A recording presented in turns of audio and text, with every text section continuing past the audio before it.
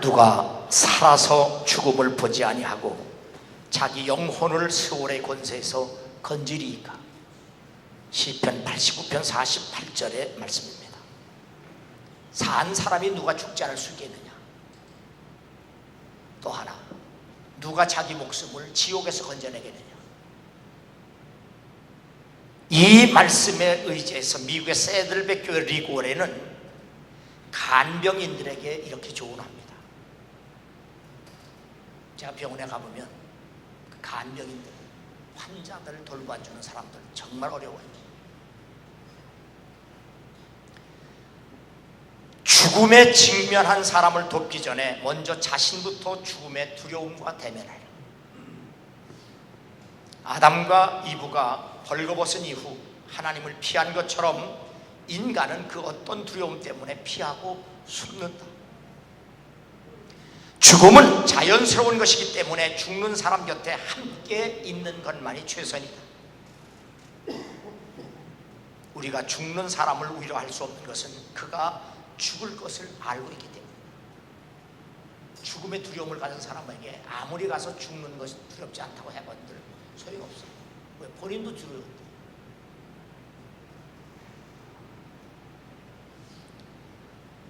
그러므로 사람이 할 수 있는 일은 그냥 곁에 있어 주는 것만으로도 최선이다라고 얘기합니다. 왜 그렇죠? 우리에게 도울 힘이 없어요. 도울 힘이 없어요. 한 번 죽는 것은 사람에게 정해진 것이요 그 후에는 심판이 있으니, 죽음은 이렇게 인간에게 자연스러운 것이기에 피할 사람은 아무도 없습니다. 아무도 없어요.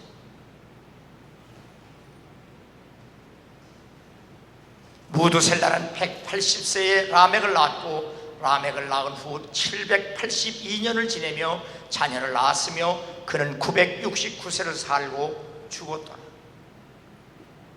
아담의 계보에는 969세를 살아도 죽음으로 끝이 납니다.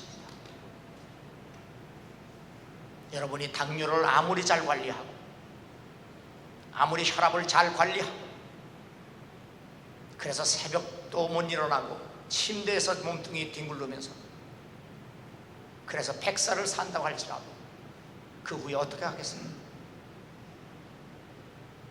900년을 산다고 할지라도 어떻게 합니까? 성경은 그래도 죽는다.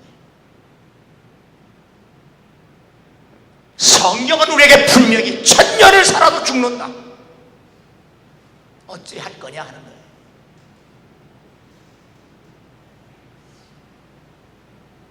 야곱은 마리아의 남편 요셉을 낳았으니 마리아에게서 그리스도라 칭하는 예수가 나십니다. 첫째는 Lord of Jesus Christ, 예수의 계보에 없는 것 두 가지. 나이가 없고 죽음이 없습니다. 아담의 계보에는 나이가 있고 죽음이 있습니다. 예수 그리스도의 계보에는 나이도 없고 죽음도 없습니다.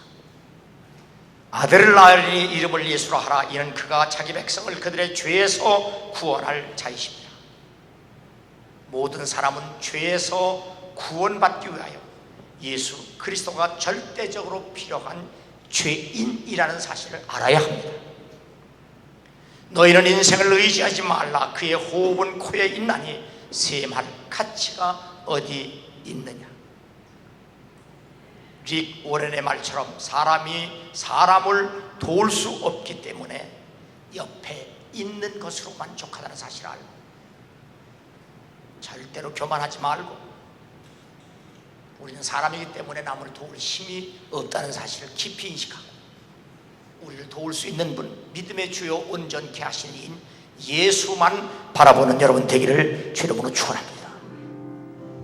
모든 무거운 것과 얽매이기 쉬운 죄를 벗어버리고 인내로서 우리 앞에 당한 경주를 하며 믿음의 주요 또 온전케 하시는 이인 예수를 바라보자. 우리 모두는 다 피할 수 없는 죽음 앞에 직면해 있지만 아직 당한 경주가, 우리 앞에 당한 경주, 아직 살아야 할 날이 남아 있습니다. 얼마인지 모릅니다. 다만 남아 있을 뿐입니다. 그러므로 지금 버릴 것은 과감하게 버리고 끊을 것을 끊어버리고 예수만을 바라보고 의지하며 살 수 있는 건강한 교인이 되기를 주 이름으로 축원합니다. 5장 1절 첫 번째로 보면 대제사장마다 사람 가운데서 택한 자이므로 하나님께 속한 일에 사람을 위하여 예물과 속죄하는 제사를 드리게 하셨다라고 말씀합니다. 왜 우리가 예수님을 바라봐야 하느냐? 예수만이 우리를 대속하실 수 있는 대제사장이기 때문입니다. 구약시대의 대제사장은 대속죄일에 온 백성을 위해 속죄 제사를 드리기 전에 자신을 먼저 정결하게 하기 위하여 의식을 치러야만 했습니다. 그렇지 않으면 대제사장이 할지라도 죽음을 면치 못하기 때문입니다. 이렇게 대제사장이 할지라도 자신을 먼저 깨끗하게 해야 하는 이유는 바로 대제사장도 하나님 앞에서 죄이기 때문입니다. 제 어머니가 임종하실 때에 성가대원들이 문병 와서 찬송하실 때 그 찬송 소리를 들으시면서 제가 머리 위에 안수를 하시니까 눈물을 주르르 흘리시더라고요. 그리고 하나님 나라로 가셨습니다. 제 아버지는 저녁 늦게 가족 예배를 드리시고 주무시다가 주일 새벽에 돌아가셨습니다. 김기정 권사님이 몇 주 전에 교회 로비에서 저에게 이런 부탁을 하셨습니다. 제가 죽을 때 목사님 모셔다가 예배 드리고 깨끗하게 가려고 합니다. 목사가 되어서 가장 보람 있는 일은 사람이 죽을 때 믿음을 가지고 죽게 하는 일밖에 없어요. 제가 평생 예수 안 믿던 사람 죽음 직전에 가서 전도하면 그 즉시로 예수 믿겠다고 하고 세례 받고 돌아가신 분도 있지만, 당장 죽을 건데 제가 전도하러 가면 돌아서서 누우면서 배기 싫다고 이를 받듯 가는 사람도 봤어요. 구원을 하는 은총입니다. 예수 믿는 것도 기적 중에 기적입니다. 목사가 된 가치와 보람은 정말 죽을 때 예수 믿고 죽는 거예요. 예수 믿고 죽게 하는 거예요. 그게 목사가 할 일입니다. 예수께서 이르시되 나는 부활이요 생명이니 나를 믿는 자는 죽어도 살겠고 무릇 살아서 믿는 자는 영원히 죽지 아니하리니 이것을 내가 믿느냐?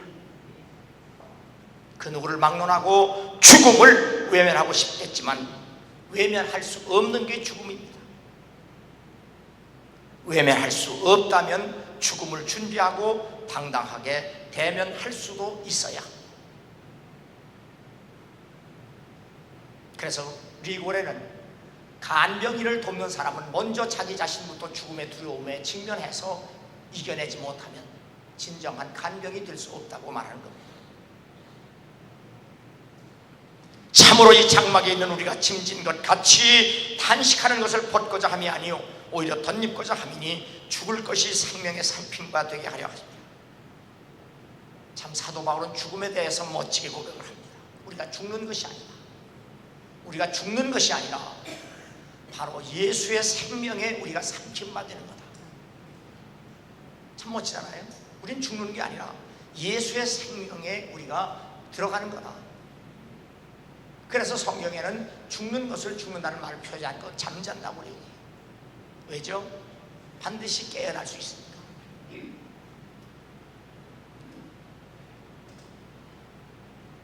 이것을 우리에게 이르게 하시고 보증으로 성령을 우리에게 주신 이는 하나님이시라. 그러므로 우리가 죽는 것이 아니라 하나님의 생명의 상품과 되었다고 하는 확신을 어떻게 가질 수 있느냐? 성령이 보증하신다 그 말이에요. 그래서 성령 충만을 받아야 할 책임과 의무가 있는 거예요.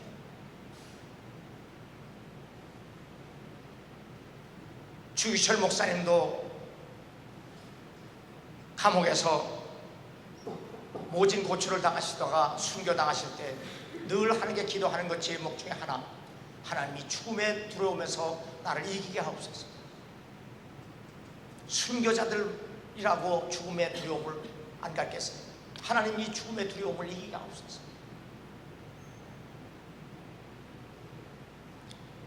죽음의 두려움과 공포를 이길 수 있게 하시는 이는 오직 하나님 한 분뿐입니다. 그러므로 우리가 살아있는 동안, 사지가 멀쩡한 그 순간에 병들어도 주님만 의지할 수 있는 믿음으로 무장될 수 있기를 주의 이름으로 축원합니다.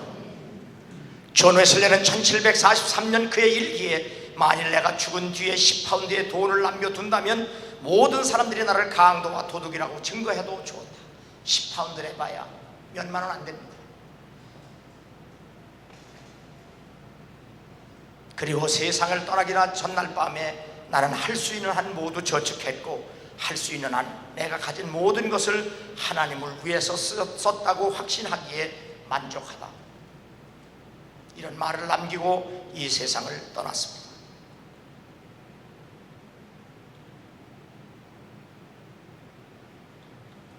우리도 예수님처럼, 우리도 사도 바울처럼, 우리 감리교를 세운 존 웨슬리처럼 그렇게 살 수 없다고 할지라도 그렇게 살려고 애는 써봐야 될 거 아닙니까? 그렇게 살아보려고 애는 써야 되잖아요. 미국의 억만장자였던 밴더빌트는 죽음 직전에 흑인들이 부른 찬송가를 들었습니다.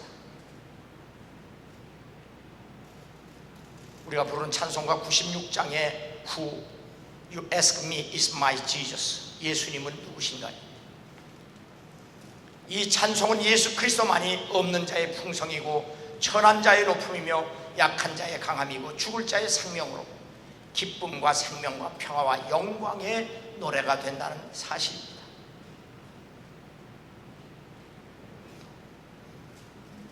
밴드빌더는 죽음 직전에 이 찬송을 듣다가 마지막으로 있는 힘을 다해서 나는 가난하고 궁핍하다.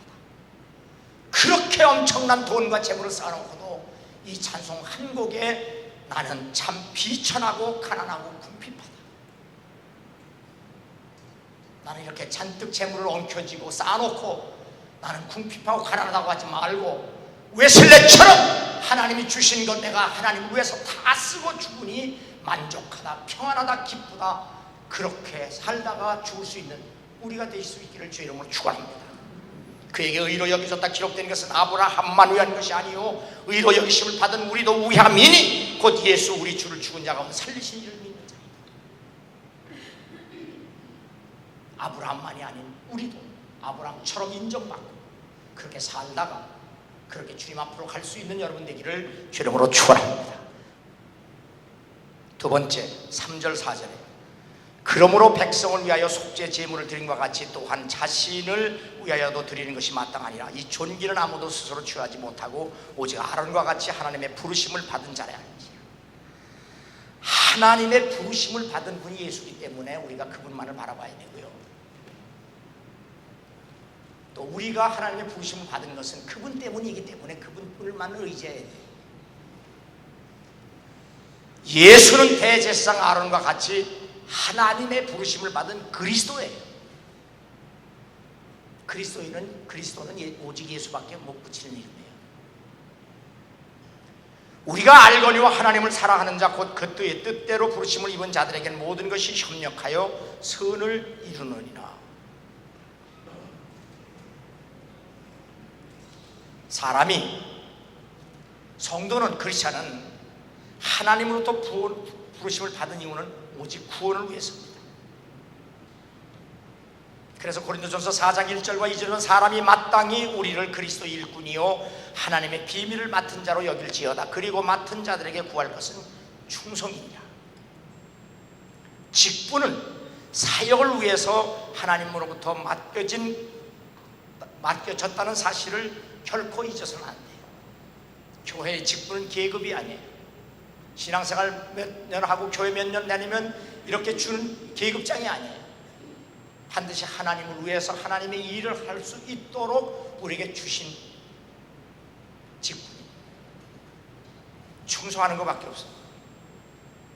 나를 능하게 하신 그리스도 예수 우리 주께 내가 감사함은 나를 충성되 여겨 내게 직분을 맡기십니다. 나를 능하게 하셨다는 말은 하나님으로부터 맡은 일을 감당할 수 있는 실력을 주셨다 그 말이에요. 우리 예수 믿는 사람은 하나님의 일을 열심만 가지고 안 돼요. 할 수 있는 실력이 있어야 돼요. 맡은 일을 충성스럽게 감당하려면 하나님으로부터 받은 은사가 분명해야 돼요. 사람마다 다 똑같은 게 아니에요. 각자 할 일이 있어요. 그렇다면 그 할 일도 내가 못해요. 하나님으로부터 받은 은사가 있어야 합니다. 네가 죽도록 충성하라. 그리하면 생명의 면류관을 내게 주리라. 우리는 하나님으로부터 죄와 사망에서 구원과 그리고 사역을 위해 이중의 부르심을 받은 겁니다. 우리가 구원받은 것은 단순히 구원받은 것만이 아니라 왜 구원받았느냐? 하나님을 위해서 일하기 위해서 구원을 받았다는 사실이에요. 그걸 가지고 이중의 부르심을 받았다 그 말이에요. 내게 능력 주시는 자 안에서 내가 모든 것을 할 수 있느니라. 받은 구원을 두렵고 떨림으로 지켜내면서 맡겨진 사명을 감당할 수 있어야만 합니다. 여호와는 맹세하고 변하지 아니하시리라. 이르시기를 나는 멜기세덱의 서의를 딸 영원한 제사장이라 하셨다. 예수는 우리가 구원과 사역의 부르심을 받게 하기 위해 부르심을 받은 그리스도입니다. 우리가 예수 그리스도 때문에 우리가 구원을 받았고 직분을 받았기 때문에 우리는 그분만을 바라보아야 한다는 사실입니다. 그는 근본 하나님의 본체시나 하나님과 동등됨을 취할 것으로 여기지 아니하시고 오히려 자기를 비워 종의 형체를 가지사 사람들과 같이 되셨고 사람의 모양으로 나타나사 자기를 낮추시고 죽기까지 복종하셨으니 곧 십자가에 죽으십니다. 예수는 우리들로 하여금 성도와 하나님의 일을 위한 사역자로 부르심을 받게 하기 위하여 사람이 되셨고 더 나아가 종으로 자기를 낮추심으로 십자가에 죽기까지 복종하셨습니다. 이 은혜를 잊는다는 것은 성경은 짐승만도 못하다고 표현합니다. 로마의 핍박과 학점 밑에 우리 초대교인들은 예수를 믿는다고 하면은 일렬로 세워놓고 너 예수 믿겠습니다 하면 오른팔을 잘라냈습니다. 그래도 예수 믿겠느냐 하면 믿겠다고 하면 왼팔을 잘라냈습니다. 팔이 양팔이 잘려나간 상태에서 너 그래도 예수 믿겠느냐? 믿겠다고 하면 오른 다리를 잘라버렸습니다. 그래도 믿겠느냐 하면 왼 다리를 잘라버렸습니다. 그래도 믿겠느냐 하면 혓바닥을 빼서 잘라버렸습니다. 팔다리가 다 잘리고 혓바닥이 잘린 다음에도 너 예수 믿겠느냐 몸뚱이로 굴르면서 예수를 부인하지 않고 시인했습니다. 멀쩡한 팔다리를 가지고 멀쩡한 오장육부 지체를 가지고도 예수를 똑바로 믿지 못하면 그보다 더 큰 불행과 저주가 없다는 사실을 깨닫습니다.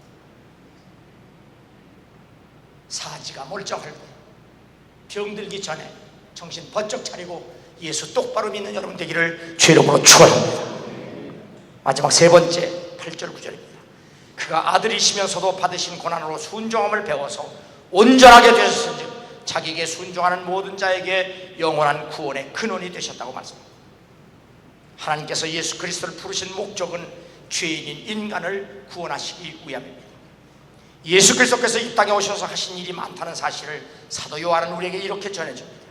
예수께서 행하신 일이 이외에도 많으니 만일 낱낱이 기록된다면 이 세상이라도 그 기록된 책을 두기에 부족한 줄 아노라. 이 말씀을 잘 이해하려면 제가 이 교회를 이제 진지가 벌써 교육과는 26년이 됐고요. 본당은 지금 15년이 넘죠. 16년째 나가는데요. 그동안 낡은 부분을 리모델링 하다 보면요, 차라리 새로 짓는 게 낫겠다 할 때가 많아요. 왜냐하면 헌집 고치는 것보다 더 힘들고요, 더 어렵고 할 일이 더 많아요. 뜯어야 되죠. 다시 해야 되죠. 고쳐야 되죠. 천지만물 누가 지으셨어요? 하나님이 지으셨죠. 이 고장난 천지만물 다시 고치려면 하실 일이 더 많아요. 그래서 예수께서 이 땅에 오셔서 고장난 이 사람과 고장난 세상을 고치기 위해서 그분이 하신 일이 얼마나 많겠어요. 그래서 그분이 하신 일을 다 기록한다면 세상에 둘 것이 없다 하는 말이에요. 그만큼 한 일이 많으시다 그 말이에요. 이해가 돼요?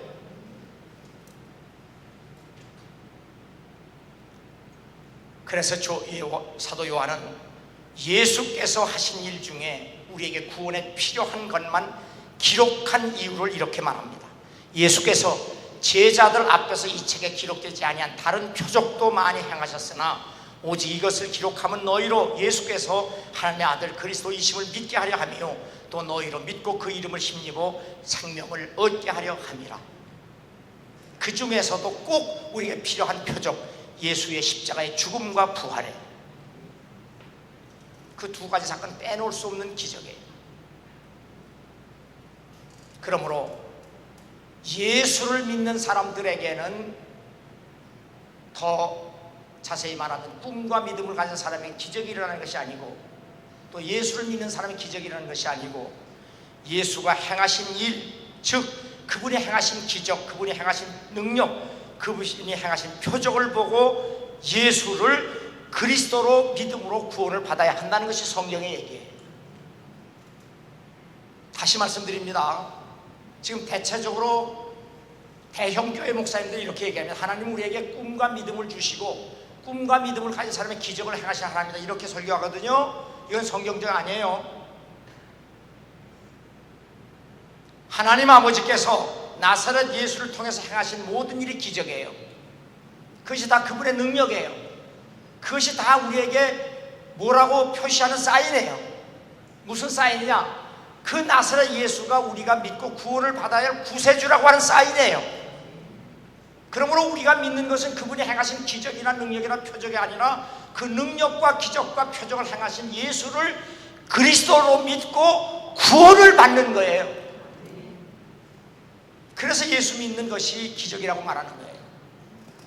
그보다 더 큰 복도 없고요, 그보다 더 큰 기적도 우리에게 없어요.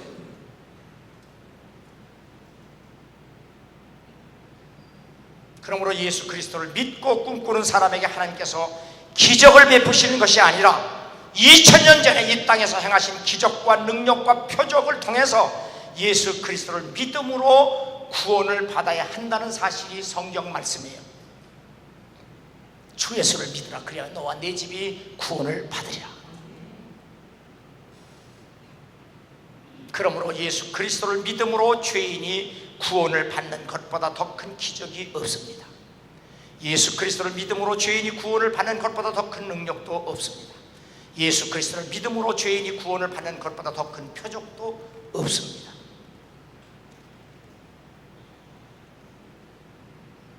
예수는 우리가 범죄한 것 때문에 내줌이 되고 또한 우리를 의롭다 하시기 위해 살아나셨느니라. 예수 그리스도의 십자가의 죽음과 다시 살아나신 부활보다 더 큰 능력, 더 큰 표적, 더 큰 능력이 무엇입니까? 이거 외에 더 큰 능력 무엇이 필요합니까? 무슨 더 큰 기적이 필요합니까? 무슨 표적이 더 필요합니까?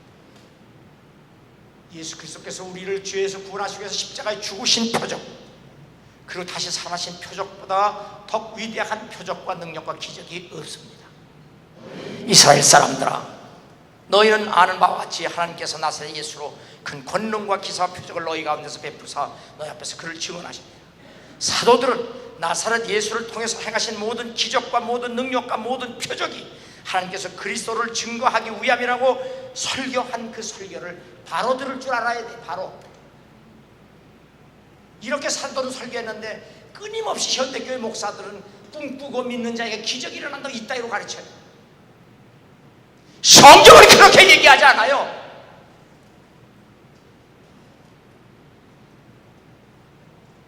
하나님도 표적들과 기사들과 여러 가지 능력과 및 자기의 뜻을 따라 성령이 나누어 주신 것으로서 그들과 함께 증언하십니다.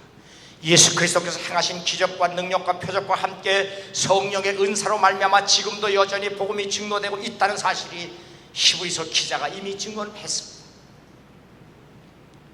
그리스도께서 이방인들을 순종하기 위하여 나를 통하여 역사하신 것 외에는 내가 감히 말하지 아니하노라. 그 일은 말과 행위로 표적과 기사와 능력으로 성령의 능력으로 이루어졌으며 그리하여 내가 예루살렘으로부터 두루 행하여 일루리곤까지 그리스도의 복음을 편만하게 전하여 합니다. 복음은 사도 바울 때부터 지금까지 사도 바울의 설교와 사도 바울의 삶, 그리고 예수 그리스도 행하신 기적과 능력과 표적, 그리고 성령의 역사로 말미암아 지금까지 우리들에게까지, 여러분에게까지 복음이 증거됐다 그 말이에요.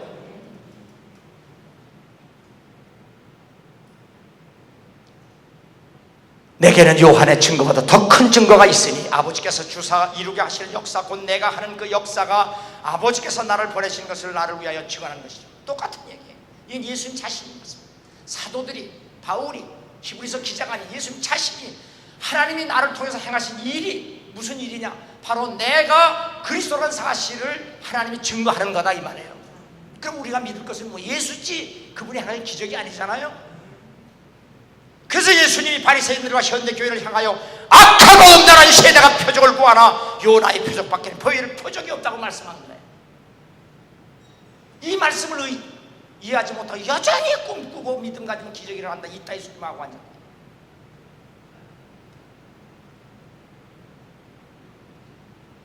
우린 다른 기적 필요 없어요. 예수만 충분해요. 다른 능력 필요 없어요. 예수만 충분해요. 다른 표적 필요 없어요. 예수뿐이에요. 다른 이름을 주신 적이 없어요.